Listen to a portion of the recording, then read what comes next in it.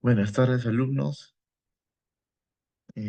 A medida que nos vayamos conectando, eh, estos dos últimos días de clase, que vendrían a ser hoy y el miércoles, lo vamos a dedicar al repaso del examen final. Tenemos los siguientes temas: extinción del fuego, enfermedades profesionales, ruido, radiación, primeros auxilios, monitoreo de agentes ocupacionales, equipos de protección personal. Estos son los títulos o enunciados de cada una de las clases que tuvimos, en las cuales quiero hacer una especie de tocar los puntos más importantes de cada semana que se dictó clase y a manera de repaso hacer algunos ejercicios. Cada ejercicio va a tener la lámina, un link que nos va a llevar a contestar una pregunta. Muchas de estas preguntas estoy evaluando tomarlas en el examen, así que prácticamente es este resumen como si fuera un examen tipo, ¿ya? Vamos a empezar con la extinción del fuego. Si hubo un tema de repente que ustedes quisieran ahondar un poquito, también podemos responderlo en estas dos clases, ¿ya? Pero yo me voy a concentrar en explicarles qué consiste cada lámina, cómo es la didáctica. Cada lámina que yo pase en la parte inferior izquierda, va a tener una zona resaltada con amarillo, la cual me gustaría que ustedes la respondan, ¿no? Si gustan, la responden en clase, si no, ya algunas van a quedar como tipo ya para el examen, ¿no? De repente yo el día del examen les indique, respóndanme la pregunta de la diapositiva número 5. Ustedes van a ir al link, lo van a revisar, van a evaluar el tema, van a responder la pregunta y listo. En este caso, eh, vamos a empezar con lo que es extinción del fuego. De repente fuimos demasiado rápido en lo que era el proceso de combustión. Eh, Cuando vayan a la parte, digamos, práctica, ustedes van a tener que, ante un combate contra incendios, capacitarse para diferentes tipos de fuego. Por ejemplo, no es lo mismo que se incendie un cable eléctrico, o mejor dicho, el plástico protector o el plástico que recubre el alambre de cobre de un circuito eléctrico. Va a ser muy diferente que la combustión de un papel y va a ser muy diferente la, que, que se comience a incendiar un balón de GLP, ¿no? De gas propano de la casa. Cada uno va a tener su característica, ¿no? Sin embargo, la combustión química no deja de tener el triángulo de fuego, ¿ya? Por ejemplo, de acá la definición de combustión indica que ocurre una reacción química de oxidación, más conocida como redox, ¿no? En el colegio. Esta reacción química lo que va a desprender es una gran cantidad de calor, ¿ya? Por eso se le llama exotérmica. Al, al desprender gran cantidad de calor al exterior, lo que se va a producir es llamas, ¿no? Humos, en algunos casos, y hollín, dependiendo del tipo de material que se esté quemando, ¿no? En este caso, si es madera, si es papel, van a haber cenizas, ¿no? Acuérdense en la clase anterior cuál era la clase de fuego que emanaba cenizas, ¿no? Era la clase A. Y en la clase A teníamos el papel, la madera, el cartón, el triplé, todo lo que genere cenizas, ¿no? Y obviamente, como genera hollín, ¿no? Es el carbono, ¿no? Que se encuentra en la naturaleza, en el papel, se va a quemar, va a tener el color negro característico. Entonces, la figura que tenemos, si bien es cierto, tenemos el calor, ¿no? Una alta temperatura, tenemos el oxígeno que está en el aire en proporción de 23 a 75, ¿no? De nitrógeno, y el material combustible, que en este caso es la madera. La madera naturalmente no va a arder, va a necesitar, repito, una reacción química. De igual manera, el plástico no va a arder, va a requerir que se recalienten los circuitos eléctricos, que haya tal cantidad de corriente que haga que el protector plástico se incendie con el aire, ¿no? en la atmósfera o en el ambiente. Más aún si tenemos las ventanas abiertas, más aún si tenemos un sistema de ventilación de aire forzado, más aún si es que tenemos otros materiales de la misma naturaleza, ¿no? Que pueden servir como combustible en los alrededores. Material combustible no es aquel de repente solamente combustible, de repente nos imaginamos la gasolina, el GLP, ¿no? El balón de gas, por así decirlo. Combustible es la madera, combustible son las latas de pintura, combustible es este material plástico, puede ser tecnopor, puede ser de repente polipropileno, ¿no? Algunos envases descartables de plástico que fácilmente se pueden quemar. La velocidad en la que cada uno se va a combustionar o se va a quemar depende. ¿Me podrían decir qué se quema más rápido? ¿La gasolina, el plástico o el papel? La gasolina. La gasolina se quema más rápido. La gasolina o los combustibles líquidos que van a conocer petróleo, la gasolina en sí, el gas propano, que viene en realidad es gas licuado, ¿no? Gas licuado de petróleo, GLP. Estos materiales, si bien es cierto, están en estado líquido en el tanque de gas, en la gasolinería, en los grifos, donde venden y surten estos combustibles para los vehículos, a muy baja temperatura, por ejemplo, 13 grados, 20 grados, ya están haciendo que el combustible comience a generar vapores. Es como si lo estuviera gasificando. Igual el GLP no requiere mucha temperatura para que comience a gasificar. Si no prendan su hornilla de la casa, tú tienes líquido en el tanque de un balón de gas, tú tienes líquido, tú lo mueves, tú lo pesas, hay un producto líquido.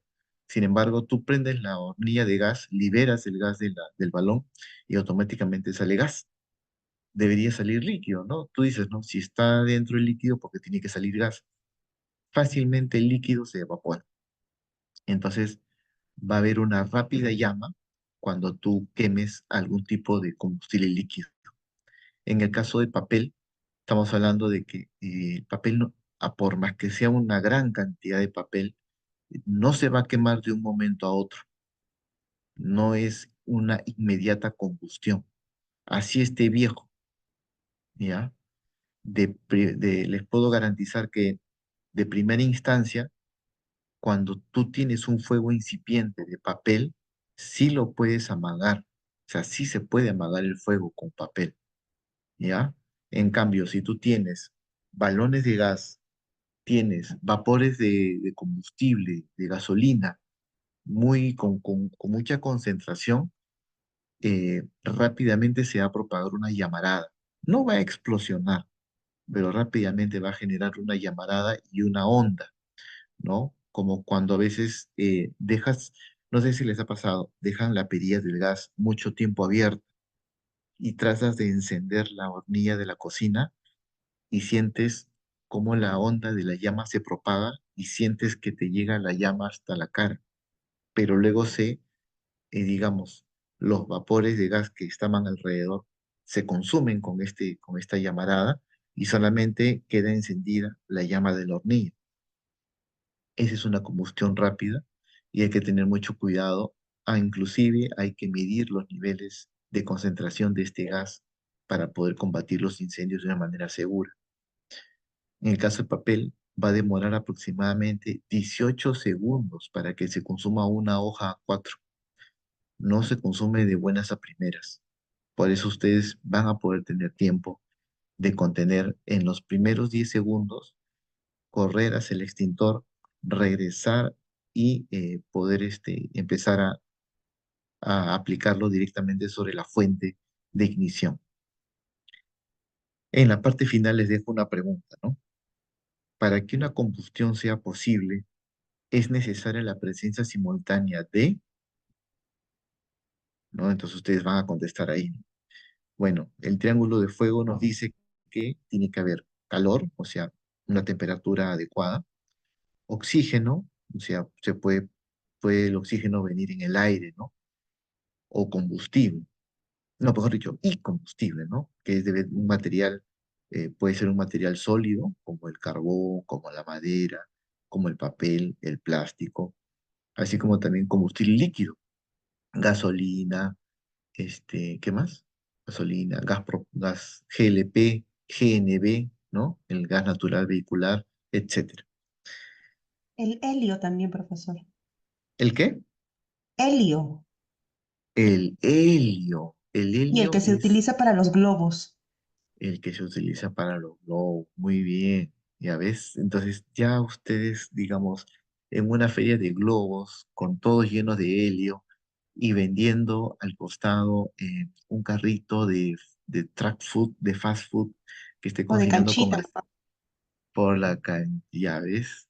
Entonces ya más o menos estamos evaluando los peligros, ¿no? Es una manera muy interesante de conocer la reacción de combustión y estar alertas, ¿ya? Siguiente. Profesor, está Eh, sí. proyectando. Ay, caramba. No se ve Dis- nada. Disculpen.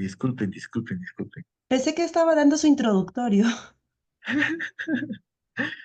Voy a compartir la pantalla. Ahora sí. Disculpen, chicos. Tenían razón. Buenas noches. Ya, ok. Un ratito. Ya. Esta es la diapositiva.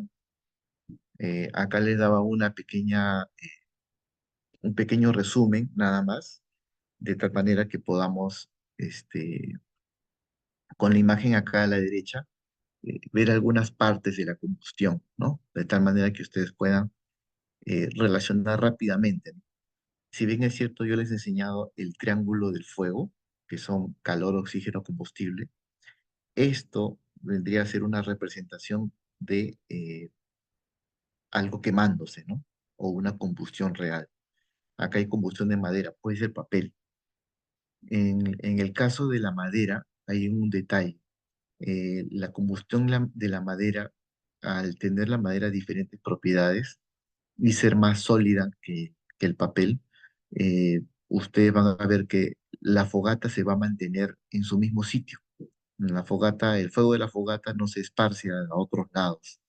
Si bien es cierto, la madera tiene mayor concentración de composición de materia, va a generar un calor muchísimo más fuerte que el papel. Sin embargo, para las grandes cantidades de papel que tenemos almacenados en los archivos, podríamos decir que si dejamos un fuego, por más pequeño que sea, dejar que se consuma hacia más de un anaquel, y ya estaríamos hablando de una pequeña fogata, pudiéndose extender a otros anaqueles y que ello genere una reacción en cadena, ¿ya? Así que tengan mucho cuidado con eso. Acuérdense de los 18 segundos, es un tiempo bastante prudente como para poder correr. Más adelante les voy a mostrar otra imagen de ello. Y acá abajito les dejaba la pregunta, ¿no?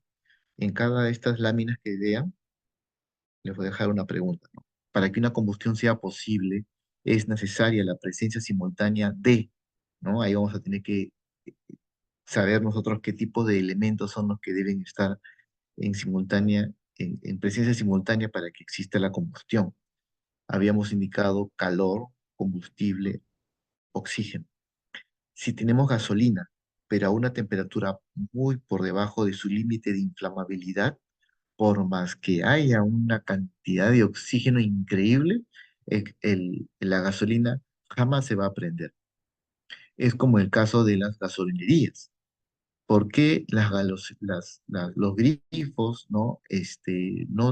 Ante un terrible verano en España de 40 grados, en Estados Unidos de 42 grados, en Perú con 35 grados, con sensación térmica de 39, ¿por qué las gasolinerías no estarían, pues, emanando llamas de gasolina? Lo que pasa es de que se evita que cuando ocurra esto hayan grandes concentraciones de vapores de gasolina. Se le llama línea de venteo. Son unas líneas, unas tuberías que sobresalen del piso y se elevan más allá de arriba de los 6 metros de altura. Casi ni los vas a ver en los grifos. Están en una ubicación en las que hacen que esa, ese, ese vapor de gasolina se mezcle con el aire y pierda tan baja sería su concentración que ya no, aunque prendas un fósforo, ya no se va a quemar. Es como cuando tú prendes la hornilla de gas de tu casa, ¿no? Y tratas de prender la hornilla con un fósforo. ¿No has visto que a veces, por más que tú enciendes el fósforo, no prende inmediatamente? Es por eso.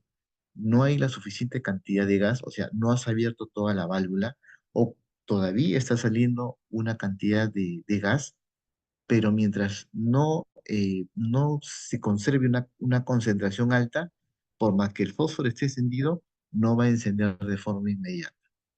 ¿Ya? Eso ténganlo claro en lo que es combustibles líquidos. Ya. Pasando a la siguiente.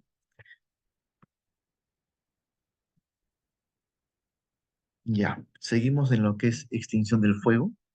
Como punto número 2, vamos a ver la combustión del papel. Les había adelantado que el papel es de combustión lenta. Habíamos hablado de unos 18 segundos en que se consume una hoja de papel A4 tipo Bond. Definitivamente, esta es una hoja nueva, 75 gramos. Vamos a identificar que en papeles más antiguos, con tintas un poquito más deterioradas, el papel va a ser como si quemáramos celofán. El celofán se va a quemar muchísimo de una manera más violenta que el papel. Y si vamos con algunos plásticos tipo film, también el film se va a quemar más rápido o se va a consumir con mayor velocidad.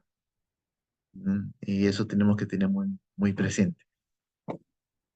El papel, si bien es cierto, emite una llama, no emite una luz que nos pueda cegar, no es como un estallido, como una bomba, no va a emitir un estallido de luz, simplemente requiere poco calor, ¿no? Y un bajo nivel de aireación para poder quemar el papel.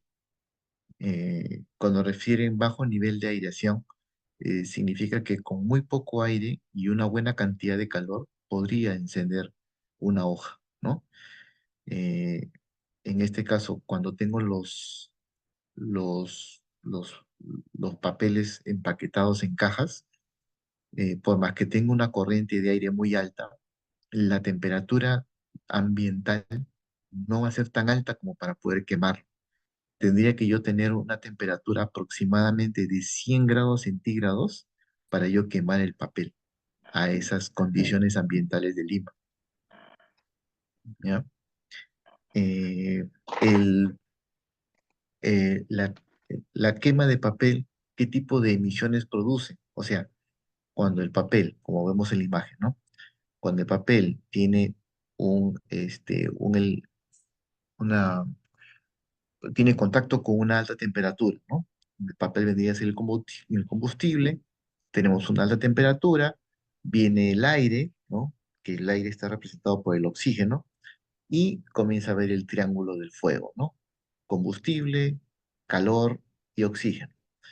Al oxígeno también se le va a llamar comburente, ¿no? Combustible es el papel porque es el que va a arder y comburente es el que le va a dar la facilidad para que se sostenga el combustible quemando o ardiendo, ¿ya? En ellos están el comburente muchísimos productos, está el oxígeno, el óxido nitroso, el aire en sí, etcétera. ello nos va a generar esta combustión nos va a generar unas reacciones de donde se van a emitir tres tipos de productos, ¿ya? El dióxido de carbono, se va a emitir vapor de agua y se va a emitir cenizas.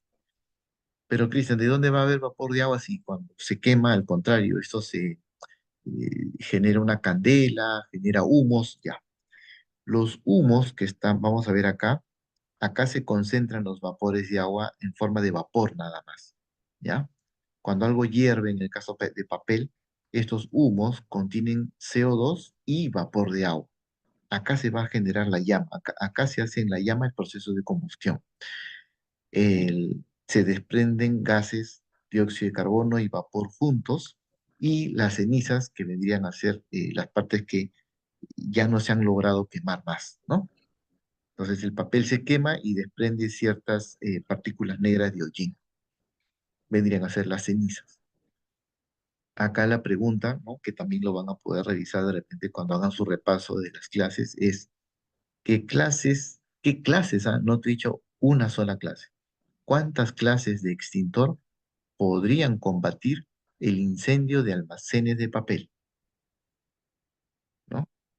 ¿Qué clases de extintor pueden combatir incendio de almacenes de papel? Entonces ahí tú tienes que ver cuáles son los extintores de clase A, porque los clase A son para papel. Tú evalúas de la lista de extintores, ¿no? Hay de agua, hay de PQS, por lo químico seco, hay de CO2, hay y de otras propiedades, ¿no? De otro material extintor. Tendrías que elegir, ¿no? Yo puedo extinguir papel con estos tipos de extintor. Listo, esa sería la respuesta, nada más. Se los dejo ahí para que ustedes, ¿no? Tengan esa recurrencia de hacer el repaso de forma bastante más práctica.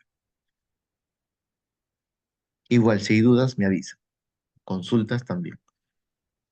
En el 1.3 vamos a ver la última parte de la semana 9, que es el combate de incendio. Aquí lo que ven, podríamos decir que es la quema de unos libros, ¿no?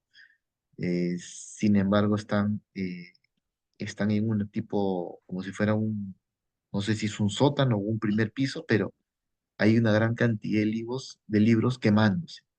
Yo les pregunto, eh, esa cantidad de libros que existen ahorita ahí, ¿no? No sé si se lo voy a agrandarlo un poquito de repente. ¿Se logra ver mejor? Sí, profesor. Ya. Esa cantidad de libros, ¿ustedes creen que esa cantidad de libros se asemeja a una biblioteca, a un almacén de archivos, a, a un sótano donde están todos los anaqueles? Yo pienso que sí. Prácticamente esa sería toda la cantidad de material combustible que ustedes tienen en sus trabajos, en algunas bibliotecas que conocemos, etcétera. Si se dan cuenta, el incendio no está controlado. El incendio está ardiendo de manera natural, como le permita. Sin embargo, no vemos una reacción, digamos, eh, en donde la reacción en cadena sea muy peligrosa. No sé si me dejo entender hasta ahí. La pregunta es, una pregunta, ¿no? Ante estas condiciones, ¿debería llamar a los bomberos o tomar mi extintor y yo solo irme a combatir el fuego? Llamar a los bomberos. Hombre. Llamar a los bomberos, por muchas razones. Número uno, al momento que tú vayas con tu extintor, la cantidad de ceniza que hay y con la presión a la que tú vas a inyectar el CO2 o el PQS, lo que va a hacer es levantar toda la ceniza que está en la superficie. Ese es número uno. Número dos, no sabemos si debajo de las cenizas todavía sigue ardiendo material papel, ¿no? Al parecer se vería que solamente hay unas zonas, tanto en la esquina como en la parte más cerca a nosotros, en donde hay fuego, pero con exactitud no sabemos si en las zonas donde hay cenizas por debajo se está haciendo una llamarada más. Por lo tanto, y es más, ya comenzamos a ver rastros de hollín en las paredes, ¿no? Significa que esto ya viene ardiendo por buen tiempo, estamos hablando ya de una hora que está ardiendo. Es mejor llamar a los bomberos, que ellos apliquen la cantidad de agua necesaria, a pesar de que se va a perder de repente algunos libros que están todavía sin arder. Sin embargo, hay que tomar la precaución del caso, ¿no? Es recomendable ir a sacar los libros que están sanos, de preferencia no. eh, Puedes correr el riesgo de que eh, el fuego crezca de una manera intempestiva y salgamos perdiendo una vida, ¿no? O te sofoques con la cantidad de emisiones de dióxido de carbono y quedes ahí asfixiado, ¿no? El fuego todavía se sigue propagando porque hay ventanas en la parte lateral. Si se dan cuenta, bueno, no se ve si están abiertas, pero al parecer esa es la que mantiene, digamos, todavía vivo el fuego, ¿no? Entonces, como ustedes bien indican, los pasos para este combate contra incendio son comunicar la situación, o sea, debo avisar a alguien, a mi supervisor de área, al jefe de ese piso, al vigilante, ¿no? A la persona que esté más cerca a mí para que dé la alerta. En caso ya se haya dado la comunicación, activar la alarma contra incendio. No hay que dudarlo, ¿no? Esta es una situación que puede salirse de proporción. Es más, yo no sé a dónde se está yendo todo ese hollín, todo ese dióxido de carbono, si de repente se está metiendo a la fábrica del vecino y le está generando un humo negro en en su casa, en su centro de trabajo, no lo sé. Activar la alarma contra incendio y llamar a los bomberos. Si bien es cierto, los bomberos, o en todo caso la brigada, ¿no? Va a analizar qué cosa, la intensidad del incendio. Va a ver que el incendio, si bien es cierto, se ha propagado, estamos hablando de una superficie de casi 100 metros cuadrados, está controlado. No es que está ardiendo de una manera con las flamas y las lenguas de las llamas saliéndose por las ventanas. Está controlado. Hay que avisar y notificar a las vecindades, ¿no? A los ambientes que están a los costados, a las empresas que están vecinas, indicarles que tenemos un incendio y que van a venir bomberos a aplacarlo, ¿no? Retirar, obviamente, ¿no? Habíamos dicho, retira todo el material inflamable cercano, pero con la seguridad del caso. ¿Qué significa? Si puedes retirar una cantidad de libros, retíralo, pero siempre hay que medir ese peligro, ¿ya? Por eso siempre las brigadas tienen esa capacitación de poder evaluar, sacar los tanques de GLP, retirar los plásticos, eh, retirar otro material tipo papel o madera que esté cerca, de tal manera que no se extienda el fuego. Si hay personas afectadas, las personas están poco desmayadas por la cantidad de CO2, están con miedo, no saben para dónde huir, hay que retirar a las personas afectadas primero, ¿ya? Y evaluar el uso de un extintor si en caso hay bajo riesgo, ¿ya? Caso contrario, si la verdad ya tenemos comprometida todo el área, pues tenemos que evacuar a todos, ¿no? Porque ya pasó un riesgo mayor. Y cuando vengan los bomberos, se prefiere que no hayan personas alrededor, porque durante el combate contra incendios, de repente entra el agua, salpica y comienzan a haber hollín alrededor, no estén personas ahí que puedan respirar ello. En este sentido, se hace la siguiente pregunta, ¿no? En la parte inferior en amarillo dice, ¿cuál sería su reacción ante esta clase de incendio, ¿no? Ante esta situación, ¿cuál sería tu reacción? Le hemos explicado, ¿no? Y esto ya, como ejemplo, terminamos la semana 9 y pasamos a la siguiente semana.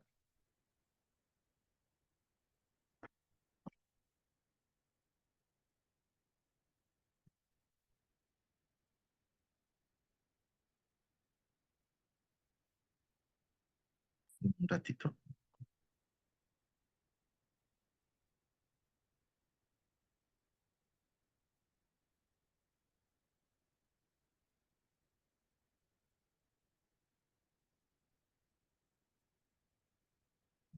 Mm.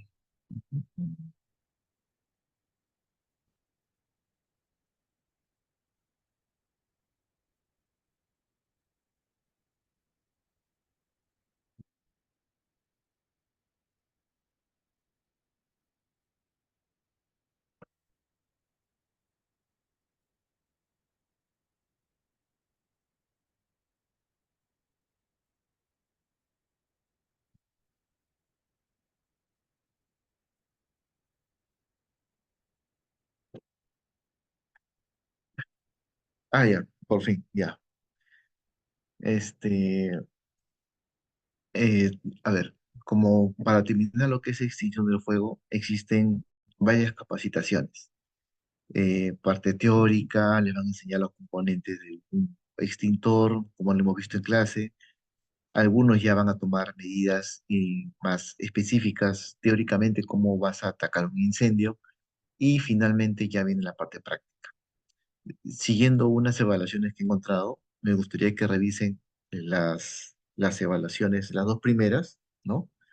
Revísenlas para que puedan rendir la última evaluación, ¿no? De repente les pida, ¿no? Rendir esta evaluación y enviarme sus resultados en un PDF, ¿no? Entonces, por ejemplo, ¿no? Rindes la evaluación,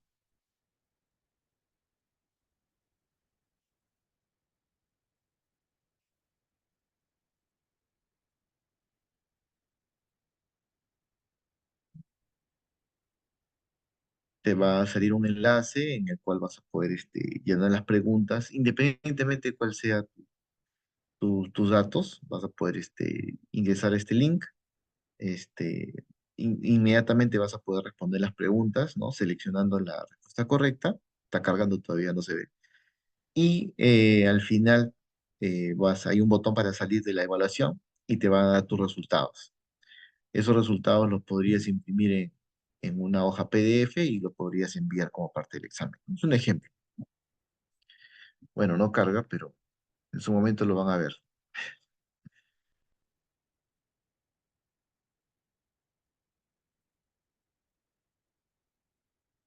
Y ya, este sí cargó, ¿no? Bueno, estos ya son preguntas, por ejemplo, que ya están respondidas, ¿no? Son muy similares a las que están en ese link en las que sí van a tener que brindar su evaluación, si en caso se los pida. Sería bueno que lo hagan ya de forma interna y se van a poder dar cuenta, pues, que son las mismas preguntas que siempre se tocan en un curso de brigadistas, un curso de manejo de extintores, un curso de este,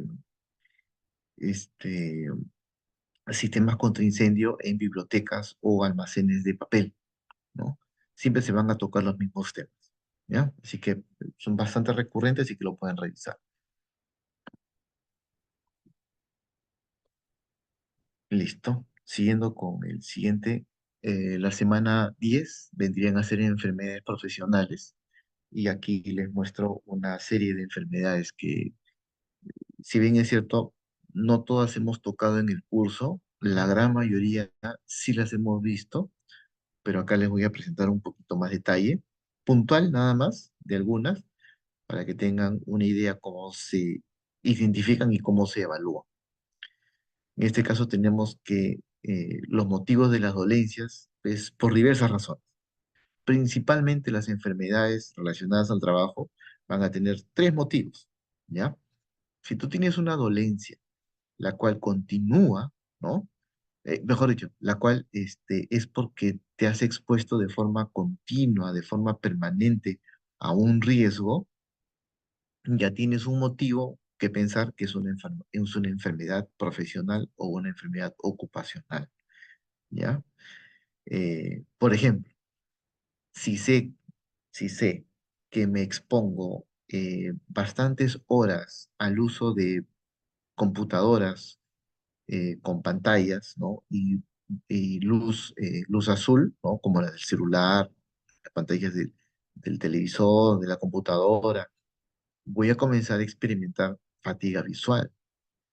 Si sé que estoy constantemente cargando materiales o cajas pesadas, ¿no? Estoy constantemente expuesto a carga de material, ¿no?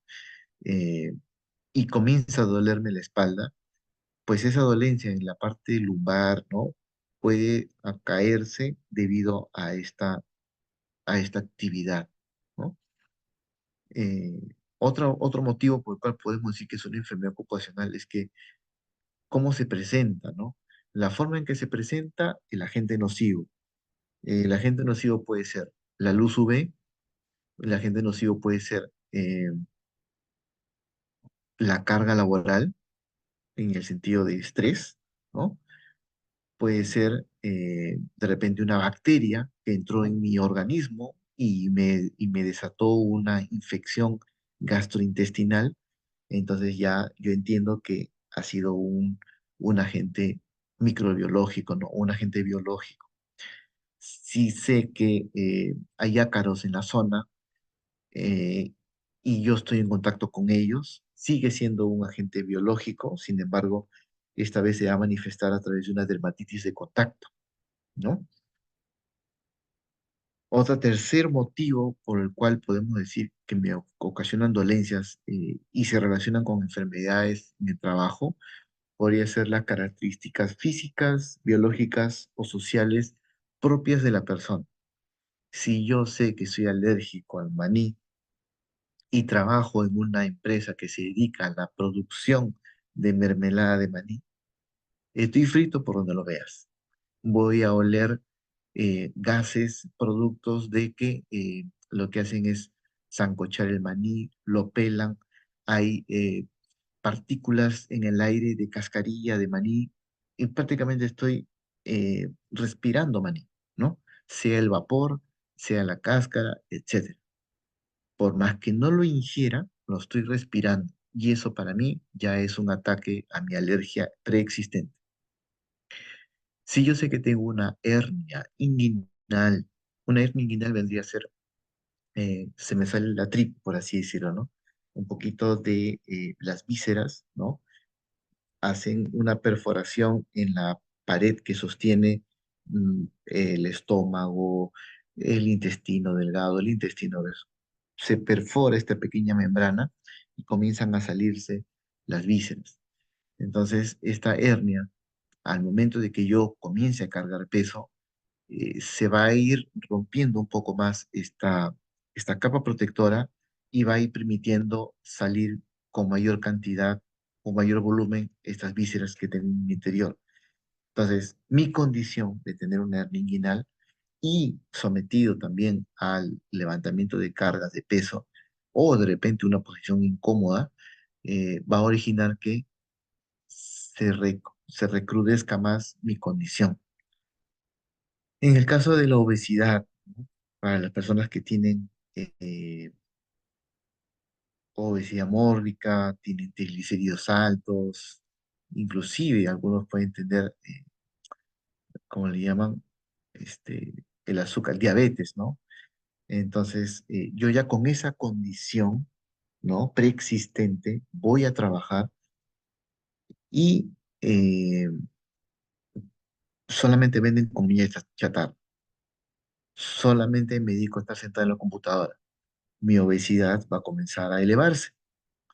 No porque el trabajo sea producente para mí, sino que mi condición, que yo ya estoy en una condición obesa, este, no me favorece en nada no tener una actividad física, sino por el contrario, permanecer en una posición inactiva.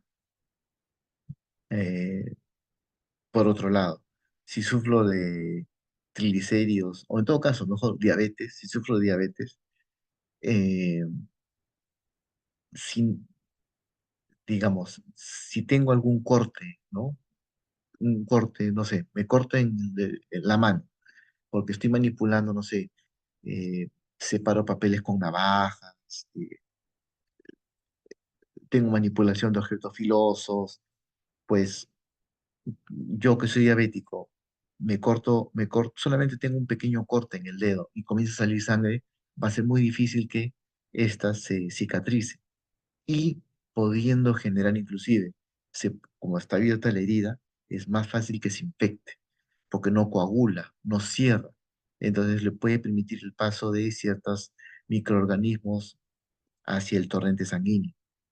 Es por ello que las personas que tienen diabetes no deberían estar agarrando superficies filosas, deberían cuidarse de no cortarse, ¿no? Entonces estos motivos o estas dolencias eh, bajo estas características nos podrían indicar que tenemos una enfermedad profesional o ocupacional.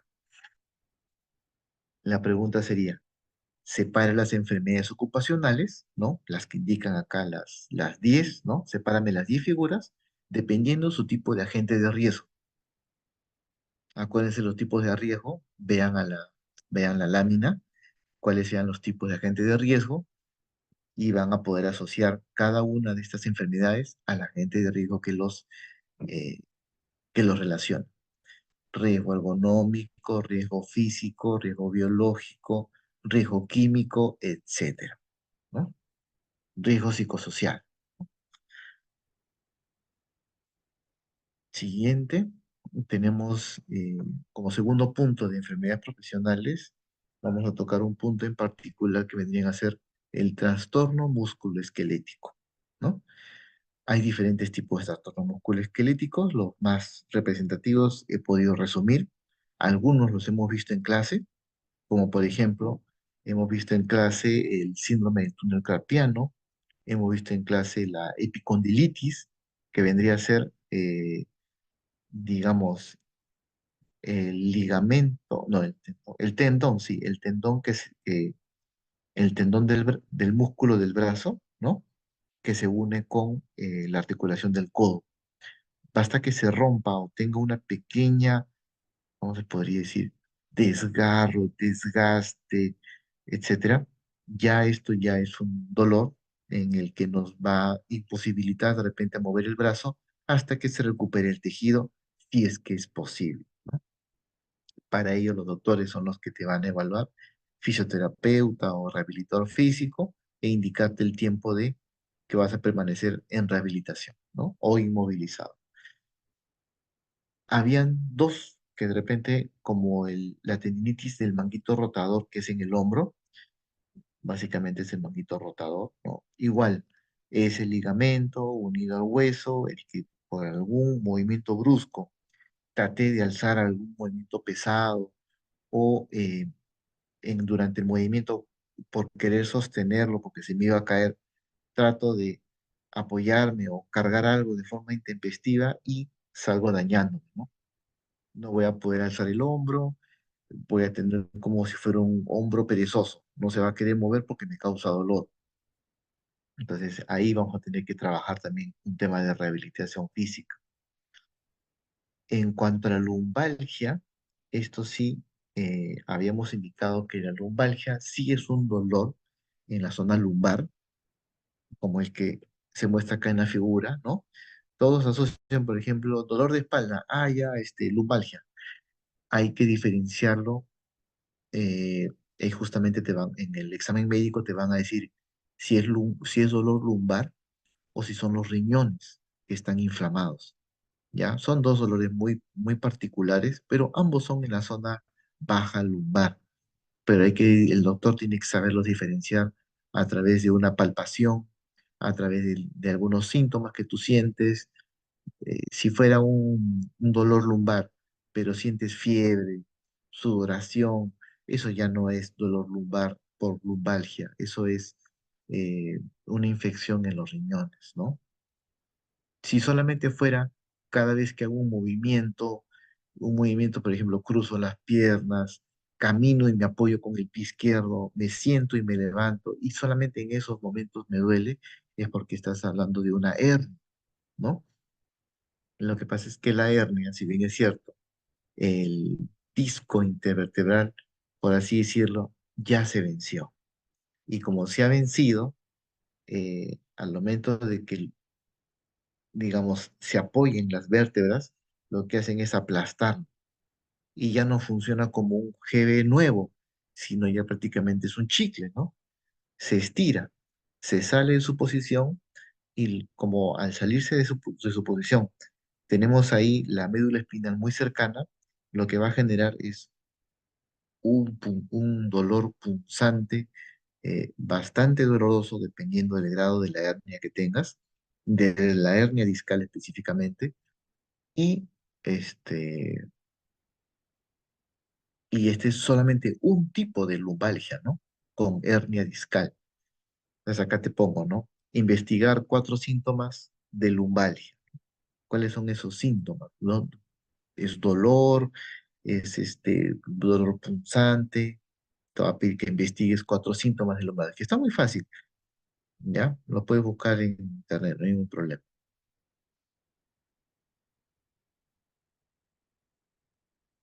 Eh, Continuando con enfermedades profesionales, en el 2.3 ya no tocamos un riesgo ergonómico, que son los trastornos musculoesqueléticos, sino vamos a tomar un riesgo, podría decirse, eh, físico, ¿no? La fatiga visual, ¿no? O ocular, en su momento, ¿no? Esta es una afección, se produce directamente en los ojos debido al uso intenso de la vista. Recuerden que las enfermedades profesionales, cuáles sean los motivos que lo causaban, una exposición continua, ¿no? Entonces, si yo sufro de fatiga visual, puede ser de que estoy expuesto de manera continua al uso de pantallas. Entonces, sí, la fatiga visual nos afecta porque estamos teniendo un uso intenso de la vista. Dos opciones. Puedo tener yo la condición. ¿Qué significa? Cristian, tú usas lentes y estás forzando la vista con una pantalla tan pequeña y unas letras muy chiquitas. O sea, mi condición recrudece la fatiga dado las condiciones laborales, porque yo ya uso lentes. Por otro lado, la postura, como ven acá en la parte izquierda, la parte derecha, la postura de la persona inclusive generar, puede generar también un estado de deterioro, puede generar un estado de deterioro y no solamente el campo visual, sino también en la zona lumbar. Por otro lado, también claro, cuando uno también maneja un vehículo, es importante saber de que cuando uno maneja de día, ¿no? Hay mucho campo visual disponible para que uno pueda manejar con suma precaución, sumo cuidado. El ojo no se fatiga tanto, ¿no? En cambio, en el horario nocturno, ya uno no podría ver, inclusive cuando uno maneja en carretera, no podría estar manejando tanto tiempo, ¿no? Hay algunas personas que tienen, vuelvo a decir, ¿no? La condición de tener algún problema de usar lentes, ¿no? Necesita correctores, o por su defecto ya tiene un problema de fatiga propiamente dicho. ¿Qué significa? Ya tiene ojo perezoso, su condición ocular, por ejemplo, el compañero no usa lentes, debería usarlos, no los usa, eso le ha producido una fatiga visual por su propia condición, ya no porque sea de noche. Yo en lo particular, yo no puedo manejar más de media hora de noche, tengo una fatiga visual bastante rápida por mi condición. Y uno tiene que saber identificar si es una enfermedad profesional, ¿no? O es una condición que se recrudece con las características que tengo yo. Justo por ello, en la parte inferior, les dejo unas preguntas, ¿no? Hay un link que ustedes van a acceder, ¿no? Y dice indicar 4 medidas de prevención de fatiga visual. Entonces van a entrar a este link y van a encontrar las 4 medidas de prevención. Un factor adicional, ¿no? Puede que no uses lentes, puede que no tengas ojo perezoso, pero tienes ojo seco. El ojo seco es otra condición que hay que tener dos motivos, ¿no? O yo, a raíz por exponerme mucho tiempo a trabajar en la computadora, contraje el ojo seco, o mejor dicho, produje dentro de mí el ojo seco, no lo tenía nunca, ahora sí lo tengo, o ya tengo el ojo seco y se recrudece más por la labor que estoy haciendo bajo esas condiciones. Uno tiene que saber eso antes de entrar a trabajar. No puedes decir, después de 10 años de estar trabajando, decir, no, era el trabajo el que no me dio una silla de manera adecuada. Y ya no puedes decir eso, porque no te quejaste, no lo dijiste, no la cambiaste, ya es un tema personal. Desde el primer momento debiste indicar si es la silla adecuada para ti. No esperar 10 años que tener lumbalgia de por vida para darte cuenta que era la silla. Ya no estaría bien. Llevando estos cursos que les estamos dictando incluso ya podrías tener inclusive por parte de ustedes mismos, ¿no? Poder capacitar al personal y evitar ese tipo de situaciones, ¿no? Pasando al otro tema, al, a la semana 11 estábamos viendo ahí el tema del ruido, ¿ya? El ruido, si bien es cierto, habíamos indicado una cantidad de decibeles, habíamos indicado que sí, hay hipoacusia, que es la enfermedad en la que por deficiencia, ¿no? de la capacidad auditiva, y que se nos va a clasificar mediante un examen de audiometría en el examen médico ocupacional y nos van a indicar si somos aptos o aptos con restricciones o definitivamente no aptos para realizar esa labor. En estos tipos de enfermedades tenemos, tenemos claramente identificado que es la capacidad auditiva que es la que se va a reducir, ¿no? Pero ¿cómo se mide, Cristian? O sea, está bien los decibeles, ¿no? Lo que tú quieras, pero danos algo que podamos ver, ¿no? E indicar cómo es que se está degenerando nuestra capacidad auditiva.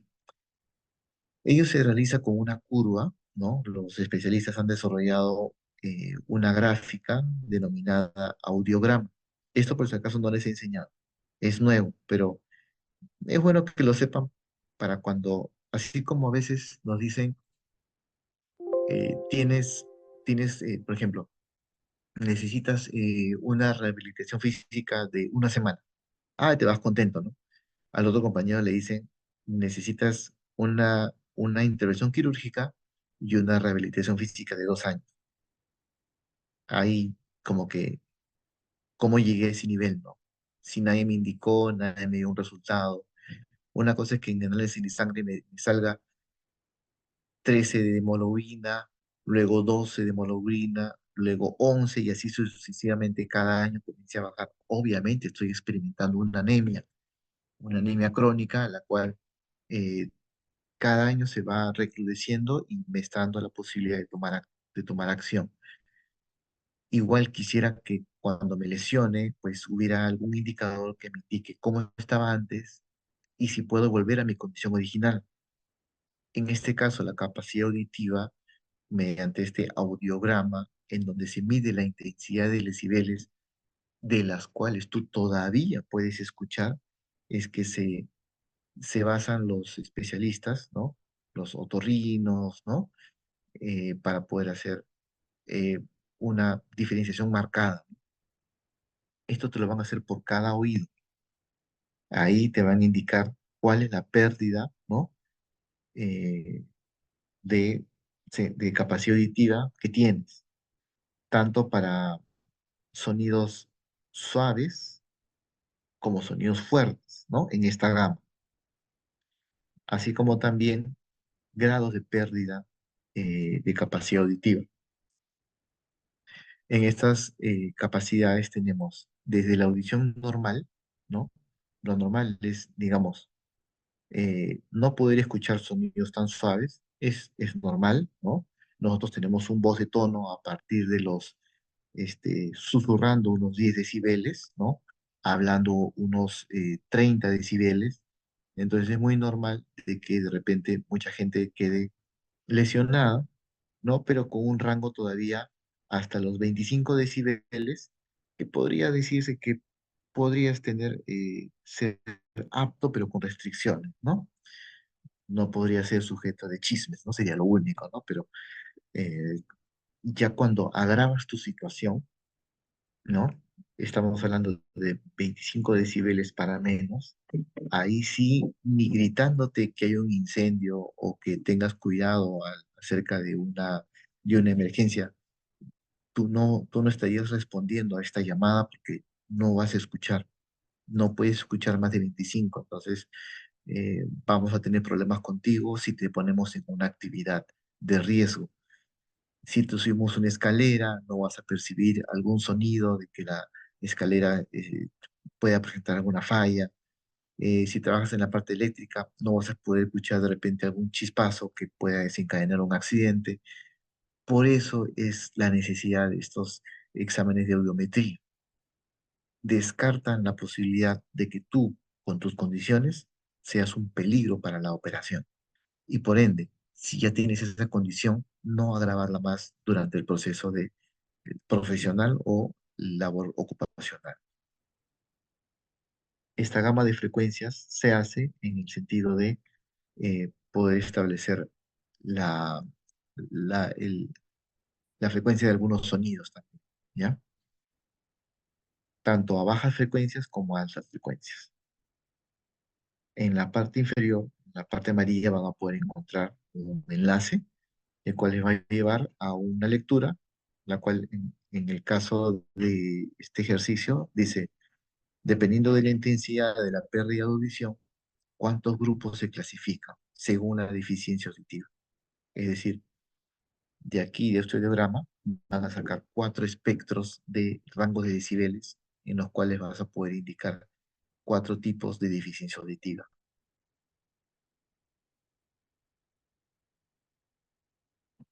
¿Hasta aquí alguna pregunta?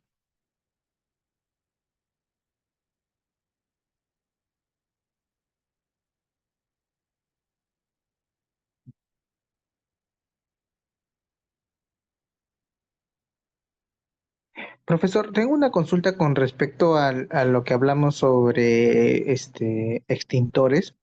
En la pregunta que usted hace, hace referencia solamente a que la condición sea apagar un incendio de papeles, nada más. Ah, es correcto, es correcto. Aún, no tenemos ahí en consideración el contenido de los documentos, ¿no? No, de plano no, de plano Ujú. no. Pero dígame, a ver, un contenido, No, o sea, me refiero a que, por ejemplo, se suele usar un tipo de pigmento, eh, pigmento, claro, podría ser el hecho, claro. Lo que sucede es que a veces el contenido de los documentos, lo impreso, se puede diluir o se puede deteriorar con los químicos del extintor. Entonces, siempre es recomendable para archivo un solo tipo, el seco, ¿no? Entonces,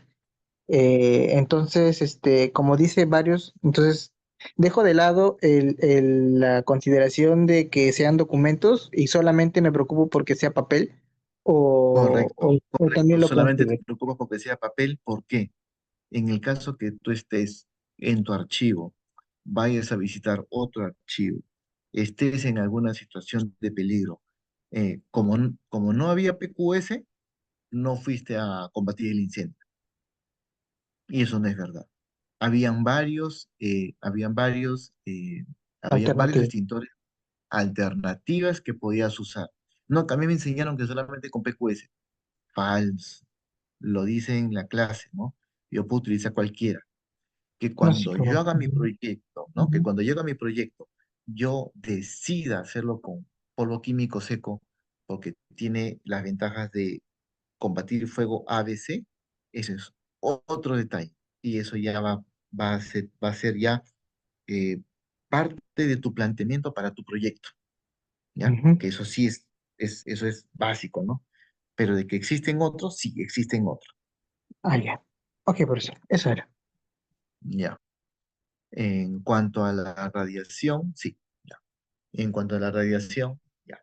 Habíamos visto, sí, que, digamos, teníamos radiación ionizante, la que se utiliza en los tomógrafos, la resonancia magnética, generaba un campo de altos niveles de rayos X, rayos gamma, que algunos chocaban con nuestro cuerpo, como los rayos X traspasaban el cuerpo.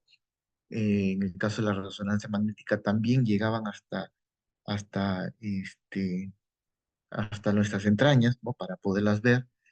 En el caso de la radioterapia, ¿no?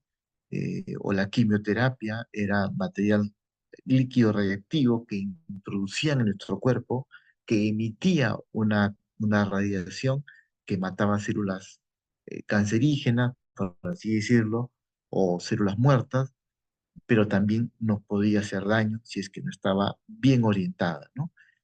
Eso eran las radiaciones ionizantes, con altos niveles de radiación. Pero nosotros de repente en el archivo no usamos esas. Nosotros usamos pantalla celular, el smartphone, la tablet, el iPad, el celular de noche, a ver memes, etcétera. Y aparte la pantalla de la oficina. Y encima salimos a la playa. Ya. ¿Cuántas radiaciones hay ahí? Tenemos la radiación solar, ¿no? Que más lo que sentimos de repente es el calor, ¿no? Pero no es el calor realmente el que nos genera tanto daño como es la radiación, los rayos UV, UVA sobre la piel, ¿ya? Ese es uno. La radiación solar sobre la piel mata nuestras células debido a la prolongada exposición. Una medida para contener los rayos solares en la piel vendrían a ser usar el bloqueador solar con el respectivo nivel de protección. 30 SPF, 50 SPF, 80 SPF.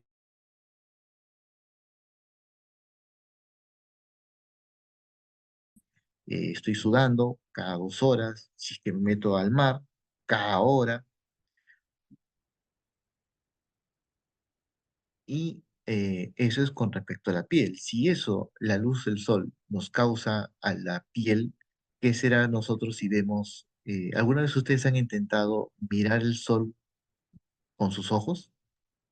Directamente mirar al sol. El brillo es Mm, demasiado intenso, ¿no? El brillo es demasiado intenso y necesitas unos lentes oscuros correctos. Si te pasan un lente oscuro de 10 soles para que veas el sol, aún así te lastiman los ojos. Tendría que tener un grado de protección similar a 400 UV.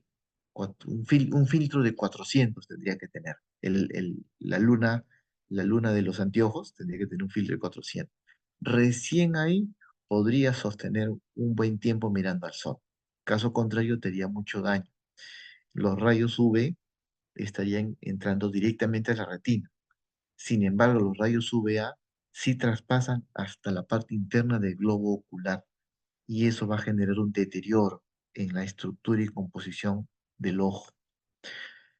Es por eso que, así como la radiación solar nos hace daño, la prolongada exposición a la luz azul, el sol, las pantallas de los equipos, de lo que tenga pantalla, ¿no?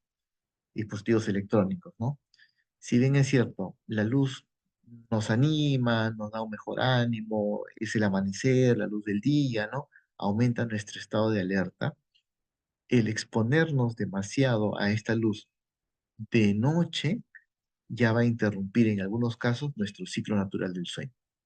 ¿Qué significa esto? Eh, Nos va a generar ciertas alteraciones de nuestros estados de alerta a nivel consciente. Vamos a parecer como los pollos que les ponen una luz amarilla y que para el pollo siempre es de día. Por eso siempre está comiendo. Por eso el pollo, en vez de generar un tiempo de vida de, no sé, pues 4 años, lo hace en medio año, por el permanente estado de día o de alerta que tienen por esta luz amarilla que siempre se les pone en los galpones. Eh, y como pregunta, en la parte inferior van a ver un, una página de la Organización de Salud en cuanto a los dispositivos electrónicos, ¿no? En los que yo les voy a preguntar acerca de este texto en particular, cuáles son aquellas 4 medidas de prevención de la fatiga visual, ¿no? Por exposición a la luz UV o por la luz azul, ¿no? Existen antes existían, digamos, a la pantalla de la computadora, tú aparte le ponías una pantalla delante de la pantalla misma, por así decirlo, le ponías una lámina de vidrio con filtro UV y eso evitaba que durante la noche o por prolongados tiempos tu vista esté expuesta a este tipo de rayos, ¿no? Ahora también hay bastante más información acerca de la protección de filtro UV para las lunas, ¿no? Yo, por ejemplo, me he comprado uno con filtro UV filtro de luz azul y antirrayas, ¿no? Y antirreflex, cuatro tiene. Entonces, el antirreflex es para que no rebote la luz la luz de los focos en la misma luna a través de unas propiedades de refracción, pero lo más importante es que repele los rayos UV, ¿no? De tal manera que no van a penetrar y me van a poder permitir trabajar durante mayor tiempo.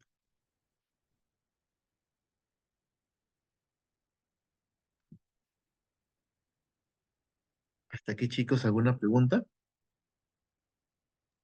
Profesor, disculpe, yo entré minutos después que ya usted había dado la indicación. ¿Cómo era la dinámica? Si podría, por favor, repetirla. Sí, claro. Eh, en esta diapositiva que voy a dejar colgada en el, en en el aula virtual, ¿Ya? les estoy planteando un repaso. Este repaso va a tomar desde la semana 9, ¿no? Desde la clase donde nos quedamos en el examen parcial hasta la última clase que hemos tenido de equipo de protección personal. Ahí lo que van a encontrar es láminas acerca del tema, ¿no? En este caso, extinción del fuego, tres láminas, y en la parte inferior una pregunta. Estas preguntas en amarillo, me gustaría que ustedes las respondan, cosa que para el examen final, de ahí van a venir las preguntas, ¿ya? De repente les diga, ¿no? De la lámina número, a ver, de la lámina número 2, ¿no? Respondan estas preguntas, ¿no? La idea es que ustedes puedan desarrollarlo ya en clase, inclusive ya me podrían ustedes traer de repente las respuestas o hacer el examen durante la clase, ¿no? Que preferiría yo que me entreguen el trabajo en horario de clase. No sé si les parece. Creo que el examen es la próxima semana, si no me equivoco.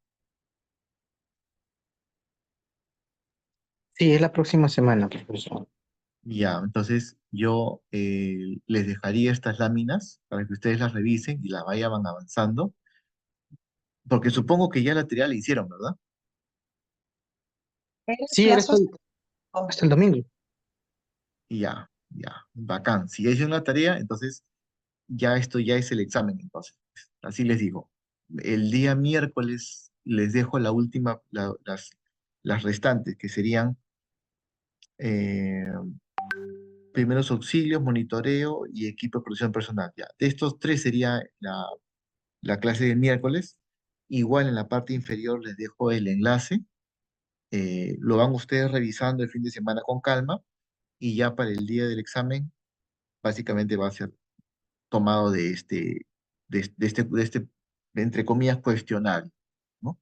Ay, Obviamente entonces, ustedes tienen como todo, una especie de balotario desarrollamos y de ahí van a venir preguntas que de ahí van a desarrollamos venir las... el 2 que creo que es Ah, el examen porque es según sílabus. sí, ¿el cuándo? El 2 2. Ajá, 2 de el, diciembre. el 2 de Según sílabus. diciembre nos toca, según sílabus, ¿no? Ya, ya, ok. Ya, ese tema del examen, déjame coordinarlo Sí, con 2 de la fecha diciembre. exacta. Ujú. Ujú. Déjame coordinar la fecha exacta. eh,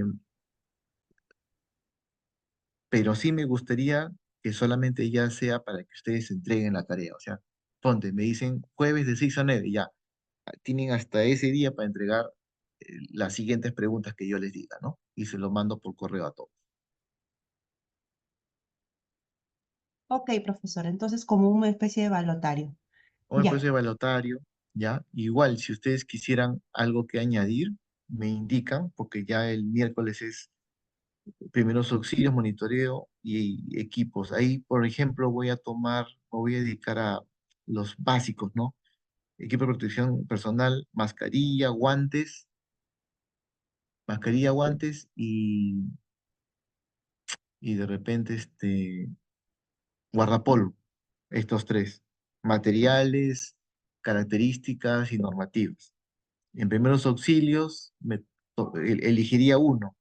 RCP no es muy, no les tomaría algo tan difícil, pero de repente sí entablillado, ¿no? Y curación de cortes, ¿no? Esos dos. Y en monitoreo de agentes ocupacionales ya les daría unos 3 por lo menos. Un agente ocupacional de polvos, ¿no? De contaminación, contaminación del aire. El otro va a ser de ruido y el otro indicador va a ser ergonómico. Esos 3, ¿no? Y con eso ya cerramos el tema de la clase. Comprendido, profesor. Gracias. Ya, listo chicos, eso sería todo y nos vemos el día miércoles. ¿Va a subir esa PPT, verdad, ahorita? Sí, ahorita lo voy a subir. Por favor, Un gracias. favor, los que tengan más de 3 faltas, ¿han revisado alguno de ustedes si tiene más de 3 faltas? O 30%, ¿no? Más de 30%, o todos estamos ok. Yo no he Ya. revisado. Si Profesor, no yo lo no han he revisado, revisado, pero sí podría decirnos, por favor, porque yo quise ya, justificar una por un tema laboral, que estábamos en y hagamos algo. actividades y Yo no voy a me dejó la revisar hoy, dirección. yo voy a revisar hoy en la noche y les comento el miércoles quiénes están, ¿ya? Ok, profesor. Ya. Listo, chicos. Hasta el miércoles entonces. Hasta Hasta el el miércoles. miércoles.